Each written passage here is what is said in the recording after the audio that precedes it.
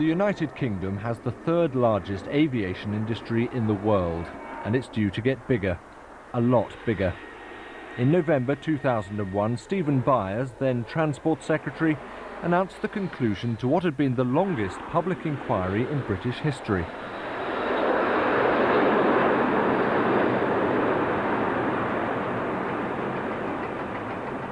Mr. Speaker, after considering the inspector's report and taking into account all the relevant considerations, I have today given my approval to the development of Terminal 5 at Heathrow Airport.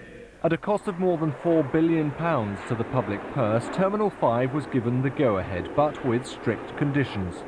What we have today, and this is very important I think for people living nearby, is that we are actually making it a planning condition that there will be a limit of 480,000 flight movements a year. That means that it cannot be changed, even by my successor. We have built the fourth largest economy in the world on our ability to trade. Air travel is crucial to our expanding economy, and we need to plan for the future.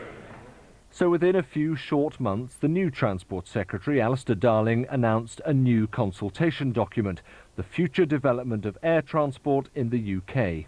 This time, it wasn't just about Heathrow. There were proposed options for more than 40 new or expanding airports. But it was expansion that not everyone wanted. The Secretary of State should be aware of the sense of betrayal and anger and real worry amongst my constituents who live near Heathrow. Betrayal and anger because at Terminal 4 inquiry we were told there'd be no need for a Terminal 5. At Terminal 5, the British Airports Authority wrote to every one of my constituents at Heathrow saying there was no need for a third runway. 6 months ago, the Secretary of State told me my environment of my constituents would be protected by a cap on Heathrow. And now they're coming back for more, and they will not be able to live with the pollution level, even if we cannot lose our house. I've lived in my house for 48 years, and I think I'm entitled to live in it till I die.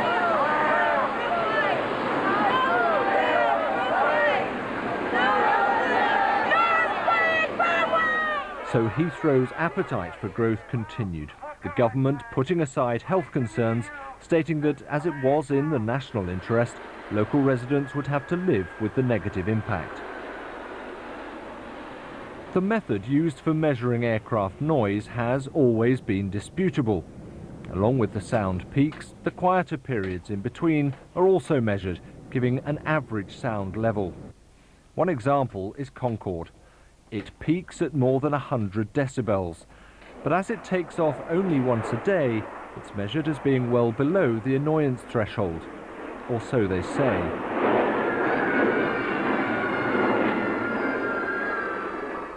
We do find that the teachers continually have to stop their lessons. We're constantly disrupted, and that obviously affects the flow of teaching.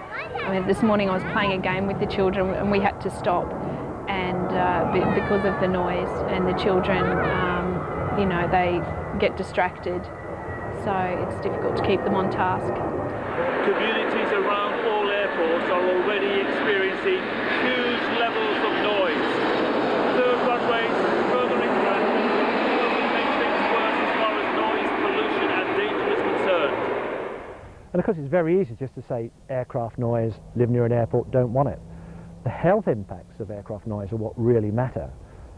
British Airways ran an ad campaign last year that said, fly with us, we'll let you sleep on a bed. Well, that would be something that the people who live around Heathrow would like to do, quite frankly.